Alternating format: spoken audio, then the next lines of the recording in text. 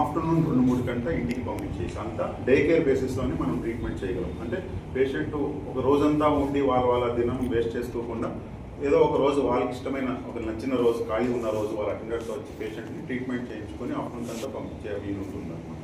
Like unlike surgery అనుకోండి, ఉండి ఒక 2-3 రోజులు ఉండి వెళ్ళాల్సి వస్తుంది. కాకపోతే ఇమ్యునోథెరపీ, కీమోథెరపీ, టార్గెటెడ్ థెరపీస్లో పేషెంట్ ఎక్కువ రోజులు ఉండాల్సిన అవసరం అయితే లేదండి. టార్గెటెడ్ థెరపీ కానీ పేషెంట్కి అవసరం పడింది అంటే ఏంటి లేదండి, ట్యాబ్లెట్ ఫామ్. టార్గెట్ థెరపీ ఏం లేదు, దానికి ఒక క్యాన్సర్కి ఫలానా ట్యాబ్లెట్ ఇస్తే కూడా క్యూర్ అయ్యే ఛాన్సెస్ ఉన్నాయని చెప్పాను కదా. అదే ట్యాబ్లెట్ మేము ప్రిస్క్రైబ్ చేస్తే పేషెంట్ ఇంట్లో ఉండే వేసుకొని ఎప్పుడైనా ఒక నెలకి 2 నెలలకు వచ్చి ఒకసారి చెకప్కి వచ్చి వెళ్తూ ఉండొచ్చు. ఈ ట్యాబ్లెట్ ఫామ్ కూడా పేషెంట్కి అవసరమా లేదా అనేది మేము వచ్చిన తర్వాత ఈ టెస్ట్లని ఏదైతే మాలిక్యులర్ టెస్ట్లు అని చెప్పానో, బయాప్సీ టెస్ట్ మీద చేసే మాలిక్యులర్ టెస్ట్ని చేయించిన తర్వాత ఆ రిపోర్ట్ వస్తే ఈ ట్యాబ్లెట్ కూడా పనిచేస్తుందా లేదా అనేది పేషెంట్కి చెప్పగలం. ఇది ఆల్మోస్ట్ అన్ని క్యాన్సర్లో ఇలానే ఉంటుందండి. మీరు ఓన్లీ రొమ్ము క్యాన్సర్ అనుకుంటారండి, ప్రతి క్యాన్సర్లో ఈ మాలిక్యులర్ టెస్టింగ్ చేయించిన తర్వాతే మనం పేషెంట్కి బెస్ట్ ట్రీట్మెంట్ ఏంటి అనేది డిసిషన్ తీసుకుంటాం. ఇంతకుముందు ఉండేలా కాదండి. ఇప్పుడంతా బయాప్సీ చేయిస్తాము, పెట్ స్కాన్ స్టేజింగ్ చేయిస్తున్నాము, ఈ మాలిక్యులర్ టెస్ట్ చేయిస్తున్నాము, ఆ తర్వాతనే పేషెంట్ ది బెస్ట్ ట్రీట్మెంట్ అనేది డిసిషన్ తీసుకుంటున్నాం. ఇంతకుముందు ఓన్లీ స్కాన్ చేయించేసి బయాప్సీ చేయించేసి ట్రీట్మెంట్కి వెళ్ళిపోయే వాళ్ళం. ఇప్పుడు ఈ అడ్వాన్స్డ్ టెస్ట్లు అన్ని చేయించిన వెంటనే మనం ట్రీట్మెంట్ బెస్ట్ ఏది సూట్ అవుతుంది అనేది మనం డిసిషన్ తీసుకుంటాం.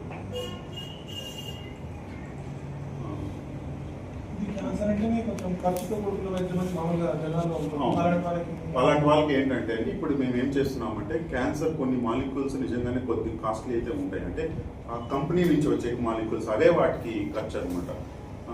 సపోజ్ ఈ పేషెంట్ ఒక రొమ్ క్యాన్సర్ తీసుకుంటే వాళ్ళకి ఒక 10,000 నుంచి 15,000 ఒక కీమోథెరపీ సెషన్కి అవుతుంది అనుకుందాము.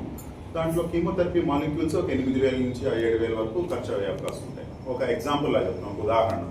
అంటే ఆ కంపెనీలో ఉన్న ఆ మాలిక్యూల్స్ రేట్స్ కూడా మారుతూ ఉంటాయి. వేరే వేరే కంపెనీస్ మనకి పేషెంట్ అనుగుణంగా, అంటే వాళ్ళకి మరీ ఖర్చు పెట్టుకోలేకపోతే వాళ్ళకి బాగా పనిచేసే మాలిక్యూల్స్ తక్కువ రేట్లు ఉన్నవి కూడా మేము సజెస్ట్ చేసి అవి ఎక్కించి పంపించగలం అన్నమాట. అండ్ ఇప్పుడున్న రేట్ ప్రకారం చాలా వరకు తగ్గించేశారండి. ఇంతకుముందు ఏం చేసేవాళ్ళంటే ఒకే కంపెనీ ఉండేది, ఒకే మాలిక్యూల్ మ్యానుఫ్యాక్చర్ చేసేవాళ్ళు. చాలా కంపెనీలు వచ్చేసినాయి అనమాట. వాళ్ళ స్ట్రాటజీస్ ప్రకారం పోటీ వల్లనో ఏమో కానీ చాలా వరకు రేట్స్ కూడా తగ్గిపోయినాయి. అంటే ఇంతకుముందు లక్షల్లో యూజ్ చేసుకోవాల్సి వచ్చింది. Especially immunotherapy. ఒక పేషెంట్కి ఇమ్యునోథెరపీ ఇవ్వాల్సి వస్తే ఇంతకుముందు సంవత్సరానికి 20 నుంచి 30 లక్షలు అయ్యేది. ఇప్పుడు అలా కాదండి. సుమారు సంవత్సరం అంతా కలుపుకుంటే 3-4 లక్షల్లో కూడా ట్రీట్మెంట్ అయిపోతుంది. సంవత్సరం అంతా ట్రీట్మెంట్ తీసుకుంటే ఒక 3-4 లక్షల్లో కూడా మన ఇమ్యునోథెరపీ అనే మాలిక్యూల్ కూడా వాడగలుగుతుంది. అంటే కీమోథెరపీ కానీ అవసరం పడితే ఇంకా అర్థం చేసుకోండి, ఇంకా చాలా తక్కువలోనే వేలలోనే కూడా మనం ట్రీట్మెంట్ ఇవ్వగలం. ఇంకా ట్యాబ్లెట్ ఫామ్, టార్గెటెడ్ థెరపీ ఏదైనా ట్యాబ్లెట్ ఫామ్ కానీ తీసుకుంటే ఆ ట్యాబ్లెట్ ఫామ్ని 2-3 వేలకి నెలకి 2-3 వేలలో కూడా ఆ ట్యాబ్లెట్ ఫామ్ మనకు అందుబాటులో ఉంటుంది. అదే పేషెంట్కి అవసరం పడితే అందరికీ ఇస్తాము ఇవ్వగలము అని కాదు. ఆ పేషెంట్ నేను చెప్పినట్టు మాలిక్యులర్ టెస్ట్ చేయించి ఆ ట్యాబ్లెట్ కానీ పేషెంట్కి అవసరం పడితే ఈవెన్ ఆ ట్యాబ్లెట్ అవసరం పడిన కూడా నెలకి 2-3 వేలలో కూడా ఖర్చులోనే అయిపోతుంది. కొన్ని రేర్గా వచ్చే ట్యూమర్స్కి, అంటే అసలుకి మనం ఎప్పుడో వేలల్లో ఒకరికి వచ్చే చూసే ట్యూమర్స్కి మాత్రం కొన్ని చాలా ఎక్కువ ఉంటున్నాయి. కాకపోతే చాలా వరకు మనం చూసుకునే క్యాన్సర్స్ మాత్రం ఈ ట్రీట్మెంట్ అనేది ఎక్కువ ఖర్చు లేకుండానే చేస్తున్నాం. దీని లక్షణం మనం ప్రాథమికంగా గుర్తిస్తే మనకి అడ్వాన్స్ ట్రీట్మెంట్ ముందుగా తీసుకోవచ్చు కదా. నివారణ చర్యలు తీసుకోవాలంటే ఫస్ట్ అందరూ గుర్తుపెట్టుకోవాల్సిందంటే ఏ లక్షణం అన్నా కానీ బాడీలో 2-3 వారాల కంటే ఎక్కువ ఉందంటే అది క్యాన్సర్ కాదని నిర్ధారణ చేసుకోవాలి. ఇది ఫస్ట్ అండి. ఎందుకంటే ఏ లక్షణం అన్నా తీసుకుంటే మనకి సపోజ్ ఇన్ఫెక్షన్ అనుకున్నాం, యాంటీబయాటిక్లా ఇస్తే ఒక 2-3 వారాల కంటే ఎక్కువ ఉండకూడదు మామూలుగా, అవునా కదా. సో అలాంటి ఏ లక్షణం నా సపోజ్ వామిటింగ్, అసలు ఆగకుండా వామిటింగ్ రావడం, ఎక్కడైనా ఒంటి మీద కురుపు రావడం, అది ఎంత యాంటీబయాటిక్లు పెట్టినా కూడా ఆపరేషన్ చేసి మళ్ళీ ఆ కురుపు మళ్ళీ ఒంట్లో వస్తుంది అంటే అది ఏదైనా క్యాన్సర్కి సంబంధించిన గడ్డనా కాదని తెలుసుకోవడం. ఒక గడ్డ అనేది పెరుగుతూ పోతుంది బాడీలో, ఏమన్నా రూమ్లో కానీ ఎక్కడన్నా ఒంట్లో కానీ పెరుగుతుంది అంటే చాలా సంవత్సరాల నుంచి అలాగే ఉండకుండా ఈ మధ్యన పెరగడం అనేది ఏమన్నా గమనిస్తే ఇలాంటి కొన్ని లక్షణాలు ఉంటాయి. అంటే మోషన్లో బ్లడ్ పడడం, ఆకలి లేకుండా ఉండడం, ఊరికనే నీరసం రావడం, చిన్న పనులు చేసినా కూడా నీరసం రావడం. ఇంకా తీసుకుంటే ఊరికి కంటిన్యూస్గా దగ్గు, ఏ లక్షణం లేకుండా అంటే కొంతమంది స్మోకింగ్ అలవాటు లేకుండా కూడా దగ్గు రావడం, దాంట్లో బ్లడ్ పడడం, ఆయాసం కంటిన్యూస్గా ఉండడం. అంటే కొన్ని ప్రాథమిక పరీక్షలు అయితే అందుబాటులో ఉన్న డాక్టర్లు ఫస్ట్లో చేస్తారు దీనికి సంబంధించిన టెస్టులు.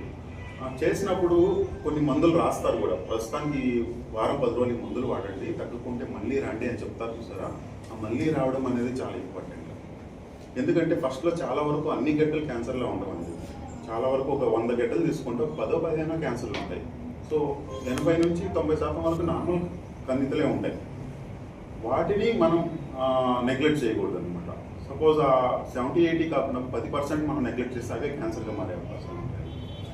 ఎప్పుడైనా కానీ ఆ డాక్టర్ సూచించినప్పుడు 10 రోజులు ఒక 2 వారాల తర్వాత కూడా ఏ లక్షణం కూడా తగ్గకపోతే అది క్యాన్సర్ సంబంధించిన సిమ్టమా కాదా అనేది మనం నిర్ధారణ చేసుకోవాలి.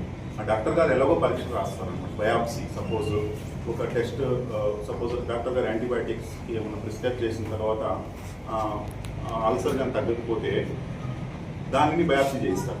ఓహో అదేమన్నా క్యాన్సర్ సంబంధించిన అల్సర్ ఏమో అయి ఉండొచ్చేమో అని చెప్పి బయాప్సీ చేస్తారు. అదే మళ్ళీ వచ్చి డాక్టర్ గారిని కలిసి అది క్యాన్సర్ కాదని నిర్ధారణ చేసుకోవడం అనేది చాలా ముఖ్యం. ఆ లక్షణం ఏదైనా కానీ దీర్ఘకాలికంగా ఉంటే మాత్రం క్యాన్సర్కి సంబంధించిన టెస్టులు అనేది చేసుకొని తెలుసుకోవడం.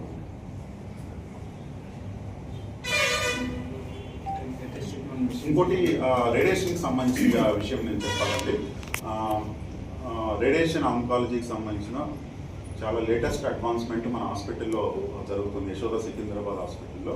అది హైపర్ సైట్ మెషిన్ అనేది ది ఫస్ట్ ఇన్ ఇండియా. అంటే ఆ టెక్నాలజీ అనేది ఇంకెక్కడా లేదు. హైపర్ సైట్ లీనియర్ యాక్సిలరేటర్ అంటే ఈ రేడియేషన్ మెషిన్ ఏం చేస్తుందంటే ఒక గడ్డ కానీ ట్యూమర్ కానీ బాడీలో ఉంటే ఓన్లీ ట్యూమర్ వరకు ఆ రేడియేషన్ వెళ్ళేలా చూస్తున్నాను. ఇంకెక్కడ దాని చుట్టుపక్కల ఉన్న నార్మల్ స్ట్రక్చర్స్ అంటాం. అంటే సపోజ్ ఒక లివర్లో కానీ క్యాన్సర్ ఉంటే లివర్కి వేరే చోట ఎక్కడ రేడియేషన్ లేకుండా ఓన్లీ క్యాన్సర్కి మాత్రమే రేడియేషన్ వెళ్ళేగా అడ్వాన్స్డ్ టెక్నాలజీ మిషన్ అనేది మన దగ్గర వచ్చింది.